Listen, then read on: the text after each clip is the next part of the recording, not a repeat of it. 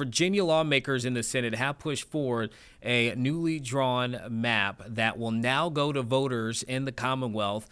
This being a map that is favorable to Democrats, that would change the way things are in the U.S. House. It's a part of that entire conversation and efforts across multiple states to kind of seat grab in the U.S. House at this moment. So we have pulled up the actual stream from the Virginia senators that just wrapped up not long ago. This is a part of that vote discussion. So we're going to press play. At this point, you will see Lieutenant Governor Winsome Earl-Sears, and I do believe she then calls on the senator out of Hampton, Mamie Locke, at that point. So let's start it there.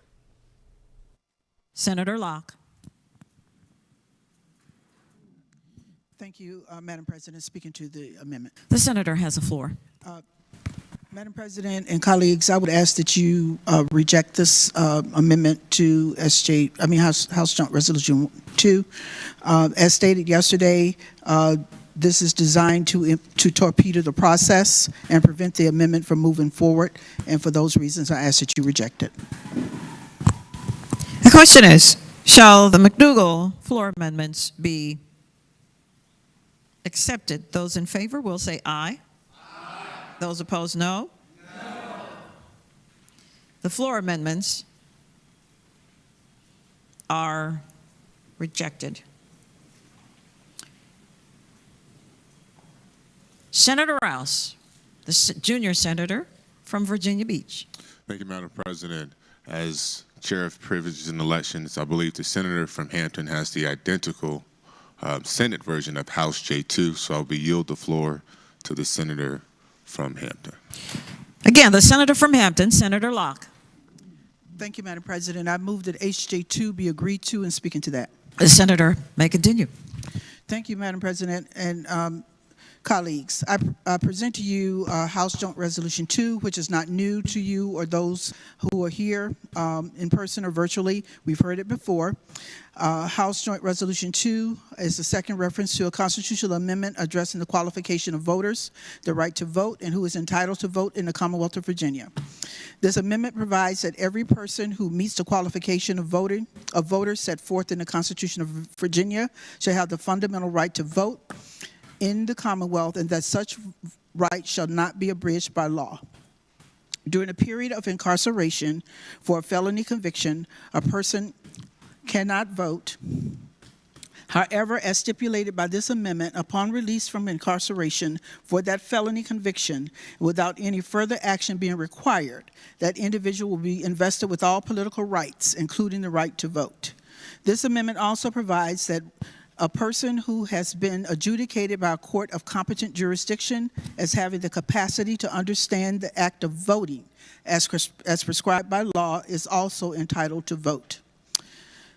Madam President, if I might, let me explain what this amendment is not about. It is not about election interference or restitution, lack of voter ID laws, or 45 days of early voting. All of this we've heard as reasons for not to support the amendment. This amendment does not negate one having to pay restitution. Let's address the reality of Virginia being an outlier with restoration of voting rights and ignoring voting as a fundamental right of democracy. Taking away a person's right to vote who has been convicted of a felony has never been about punishing people who committed a crime. It was and remains an overt and intended effort to block Black people from voting. If that is in doubt, just read the debates at the 1902 Constitutional Convention. The delegates' avowed goal was to purify the ballot, and felony disenfranchisement was proven to be their most impactful method then, and it continued to be a proven method of keeping folks away from the ballot box. When felony disenfranchisement was incorporated in the post-Reconstruction 1902 Constitution, alongside poll taxes, literacy tests, and grandfather clauses, it was just one tool designed to stop as many Black people from voting as possible. Black codes ensured that a disproportionate number of Black people would be criminalized and felonized. It is beyond dispute that felony disenfranchisement was and is as Jim Crow as poll taxes. In the post-civil rights era, it remains a vestige of Jim Crow that lingers. The question we should be asking ourselves is, why are we talking about giving something back that should never have been taken away in the first place? The right to vote is an essential currency of democracy. Withholding it from hundreds of thousands of Virginians makes a mockery of any pretense that we are a commonwealth seeking to right past wrongs and make reparation for past injustices. Voting is the cornerstone of our democracy, yet there is no guaranteed right to vote in the Virginia Constitution. The right to vote should not be subject to the whims of the government and should not be taken away for any reason. It is time we made clear that the right to vote is basic to citizenship, the main building block of civic life, and it belongs to the people, not the government they elect. Permanently taking away the right to vote for people convicted of felonies started in the Jim Crow era as a way to keep black people from voting. It's a racist policy that still haunts Virginia today, as 1 in 7 black people in Virginia can't vote because of felony disenfranchisement. Attorney and founder of the Equal Justice Initiative, Brian Stevenson, once said that each of us is more than the worst thing we have ever done. Yet we continue to punish people forever, despite them having paid their debt to society. Taking responsibility and paying one's debt to society while some have not for their actions warrants passage of this amendment. The Virginia General Assembly should pass a constitutional amendment guaranteeing the right to vote for every citizen and Virginia resident over the age of 18. And with that explanation, Madam President, I ask that we support SJ2 and agree to the amendment. Senator Suderline, the senator from Roanoke. Madam President, if I may speak briefly. The senator has the floor. Thank you, Madam President. I appreciate our senator from Hampton, our chair of rules, passionate speech. Just a few things to provide some perspective on. The 1902 Constitution was terrible. I think I've criticized that a whole lot of times, but this predates that. This is something that has been around since the very early of the Republic. Well, we were still experiencing several of the terrible things with slavery and also outright voter suppression that prevented folks of black folks from being allowed to register to vote or participate.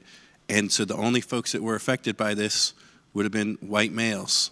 And it was done so at the time because it was believed that if someone commits a serious enough crime, they should not be allowed to participate in this until, restitution has been made. That's why there was a process in the governor. We all seem to agree that it should not be automatic that you get all your rights restored. There's nothing in this bill that says you receive your rights back to firearm ownership, because we all seem to agree that perhaps we should be deliberate in that process. And so I appreciate the passion. I think that Governor McDonald did a great job on this issue and bringing a lot of folks back into political participation through his reforms. I think that Governor Northam and Governor McAuliffe continued that, sometimes I think in ways that were not as deliberate. And I appreciate those efforts, though. And so I would just wish to speak to that, Madam President. I want to make it very clear that when we say we want to restore folks to full citizenship, I don't see anything in here that restores the firearm ownership, and I think it's because we all agree that that's something that should be deliberate.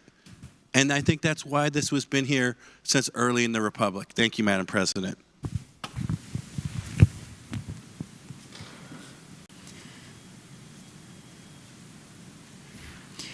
Again, the senator from Hampton, Senator Locke.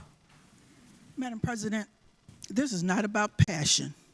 This is about someone who was a victim of voter suppression, just simply because I'm an African American. But I do believe I stated that the amendment stipulates, upon release from incarceration for felony conviction without any further action being required, an individual will be invested with all political rights, including the right to vote. And with that, Madam President, I ask that the amendment be agreed to. The question is, shall House Joint Resolution 2 be Agreed to. Those in favor of that motion will record their votes aye. Those opposed, no. Are the senators ready to vote? Have all the senators voted? Does any senator desire to change their vote? The clerk will close the roll.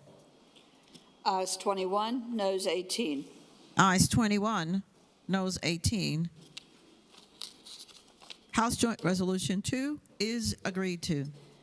House Joint Resolution 3. And there you have it. We wanted to show you the moment that that vote went through, and that was just within the last 20 minutes or so. And as I said here just a few moments ago, that voters in Virginia will now decide if they agree with a change in its congressional maps here, mid-decade, so earlier than what it typically is supposed to. This is a part of that national fight now to gain momentum and gain power in the U.S. House, right? And so a big step that's taking place here in Virginia. You saw the numbers there, 21-18 was the vote. That is right down party lines. So when we're having this broader conversation, do elections matter? Clearly, in this case, it shows that it matters, and that, you can argue, is the reason why you're seeing Republicans and Democrats across the country trying to do this in their own states. And